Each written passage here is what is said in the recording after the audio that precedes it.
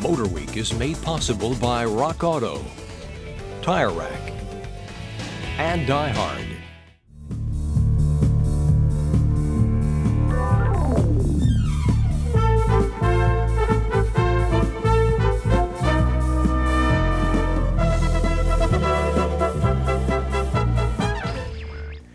You know, it's not easy to be different in a large corporation like General Motors. As proof, take our four-wheeled friend here, the Pontiac Fiero 2M4. It was over 5 years before the Fiero reached production, nearly twice as long as usual for a new design. Part of that reason, Pontiac had to sell the Fiero to GM Brass, not as a sports car, but as a very small, you see it's less than 13.5 feet long, two-seat commuter car that just happens to be fun to drive. But during the course of development, something strange happened. The energy crisis was officially forgotten.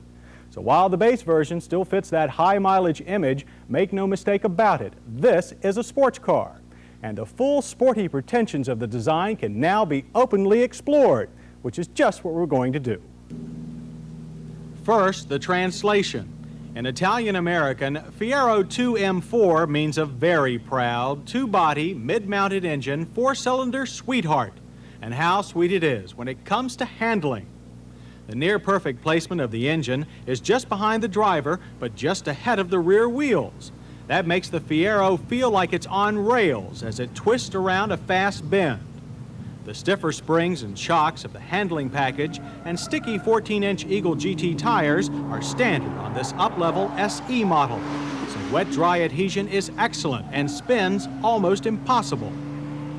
The Fiero is relatively heavy, 2,590 pounds, and its engine output is only 92 horsepower and 134 pounds of torque.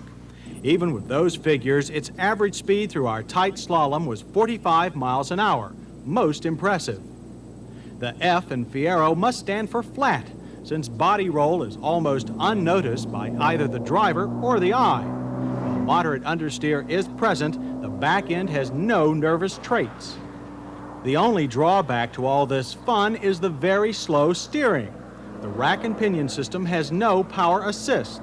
It takes a lot of steering wheel work to maneuver a narrow course.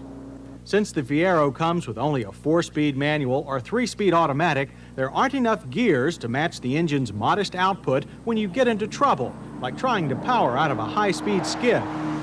So the Fiero is best driven by careful use of the 4-wheel disc brakes and a heavy throttle. But then, isn't that how you always drove a real sports car? Aside from that, MotorWeek found the available power quite adequate. Acceleration times were above average for modern cars. 0 to 60 came in at 11.2 seconds. You do run through first gear rapidly, but a time of 9.1 seconds over a 500-foot on-ramp course certainly qualifies as quick. It's no slouch in the 40 to 55 mile per hour passing time either, 4.5 seconds.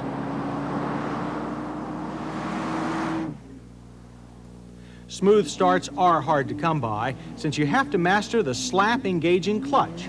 But once rolling, we again awarded a good show for a 17.6-second, 74 mile per hour quarter mile. Even better straight-line performance will come when a V6 is added next year, and we'll add another accolade for Fiero brakes. While a bit touchy, with a tendency for the rear wheels to lock up first, all in all, they're very secure.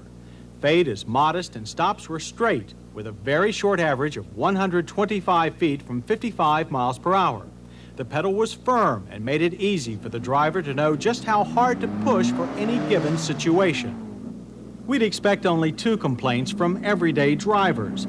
First, the very heavy, low-speed steering effort. And second, the extremely wide 40-foot turning diameter. All potential owners of slight build might wish to put in a few Charles Atlas sessions first. And for that matter, the Fiero's Porsche look-alike emblem does imply that the first year's 85,000 units aren't for everyone. But if you do apply, you'll not only get a slick car to drive, but one that's slick-looking too. The all-plastic body panels were smooth with excellent fit and finish. To protect against minor dings, the front fenders are flexible and have the same type paint as the harder panels. This reduces the problem of irregular fading found on cars using pliable plastic in the past.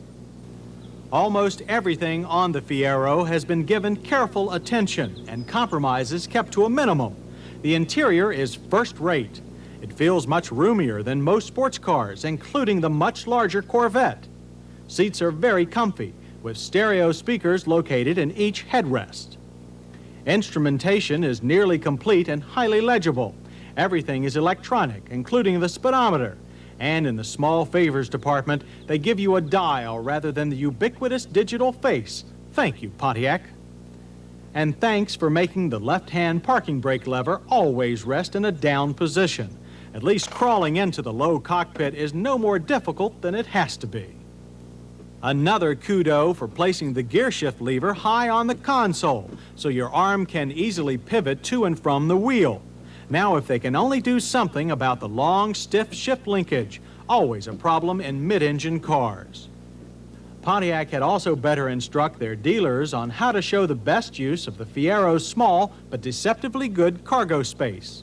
The deep cavity behind the engine takes one hard-sided three-suiter, or a few soft bags. In fact, Pontiac will offer a special set of Fiero luggage as an option.